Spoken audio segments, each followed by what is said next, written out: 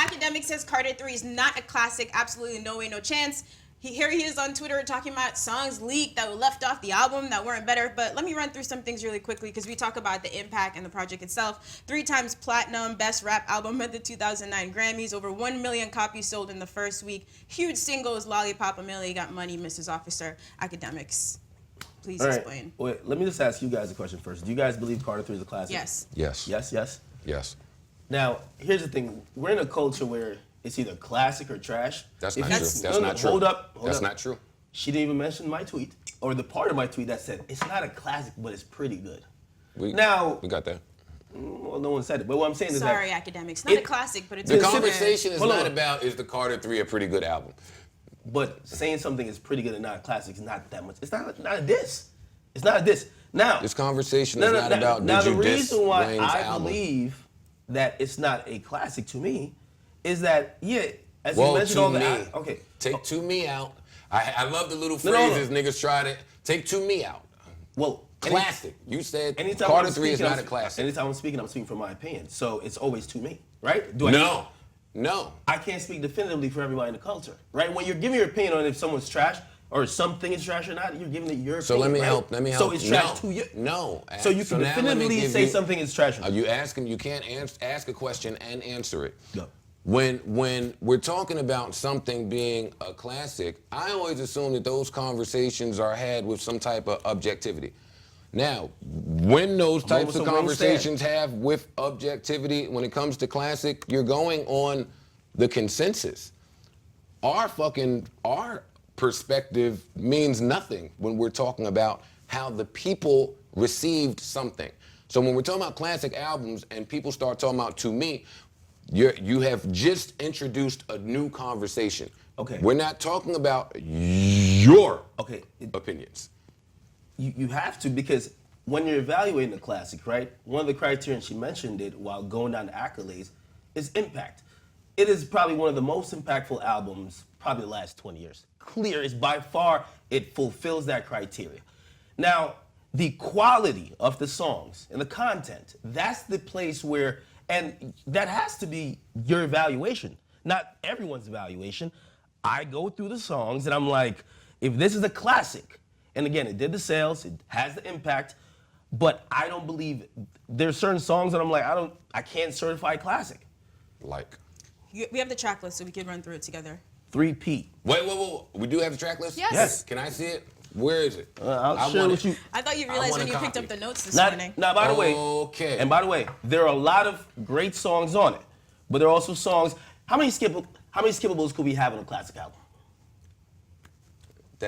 Or lukewarm songs. That answer ranges. Okay. That answer ranges. Now, 3P. You can have skippable or lukewarm songs on a classic album. Dr. Carter, great concept. I don't think it was executed the best.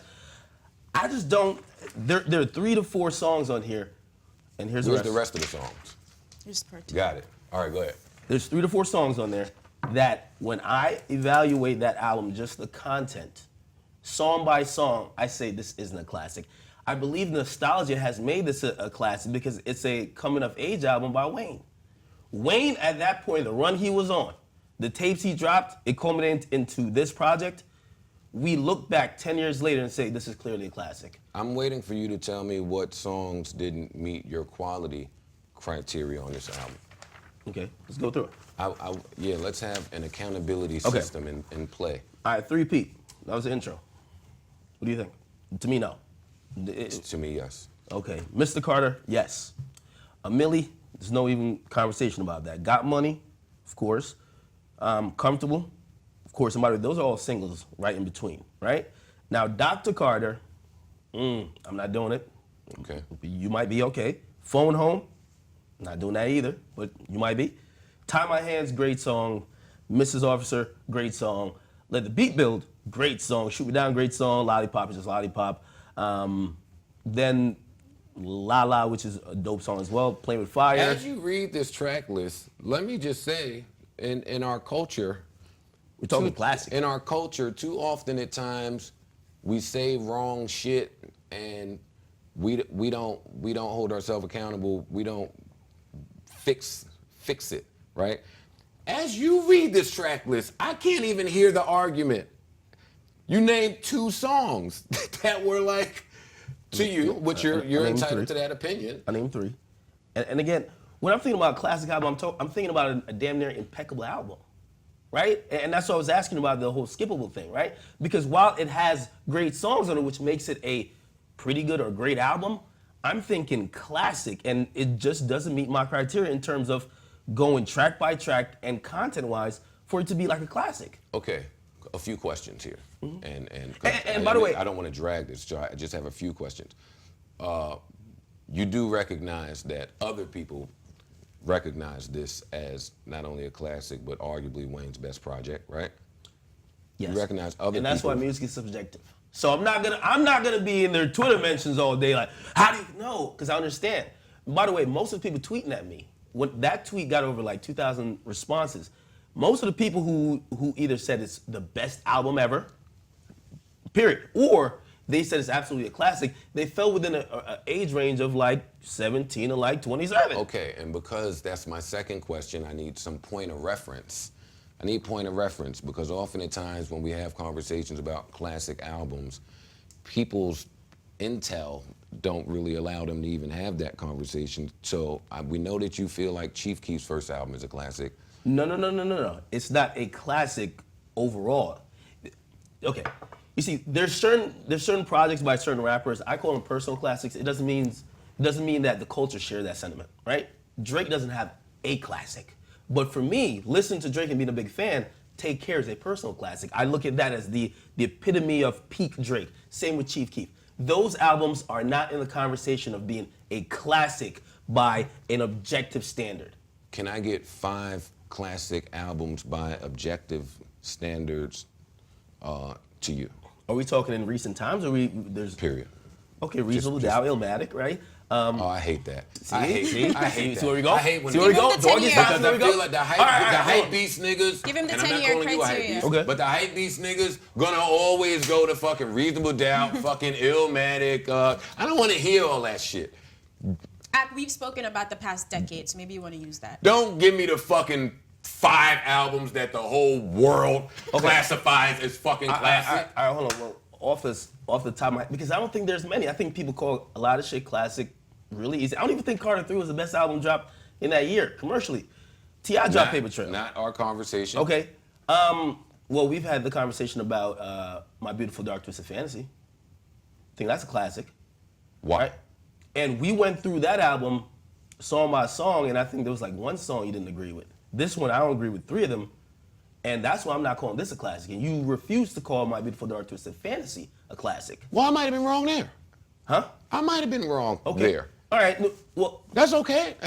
but is it being wrong, or is it just music that's subjective? I love seeing a conversation that was spurred. When you're talking about classic albums, There's not no objective criteria. Yeah. Or subjective. When it comes to classics, it is you being wrong because it's your perspective versus the field.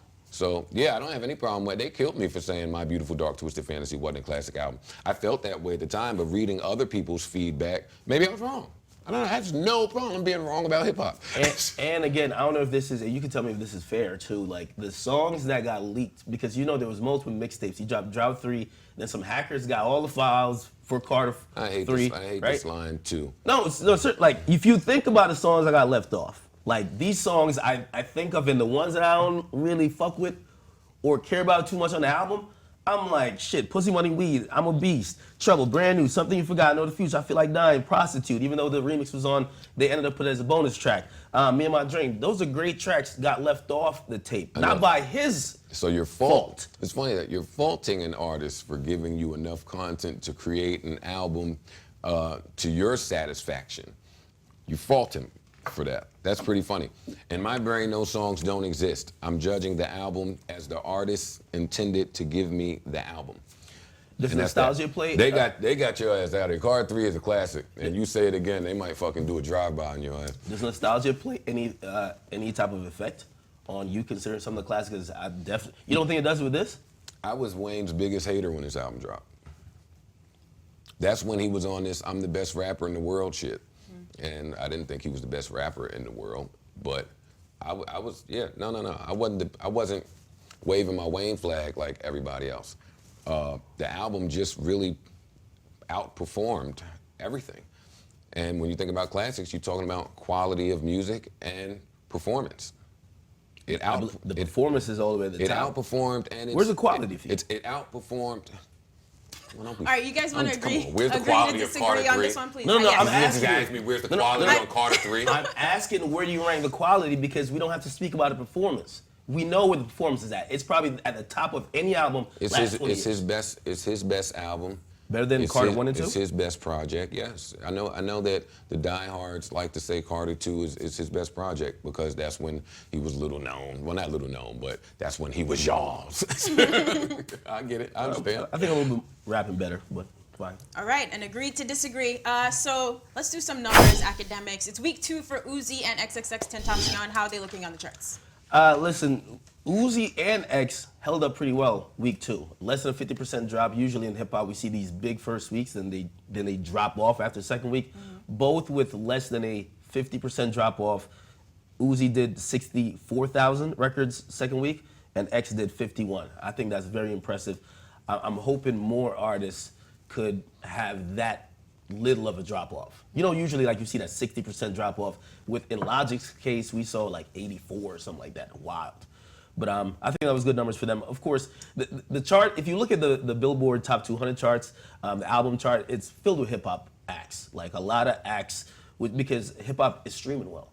So these albums that are streaming well are charting well even long after it's been out. So congrats to these two guys.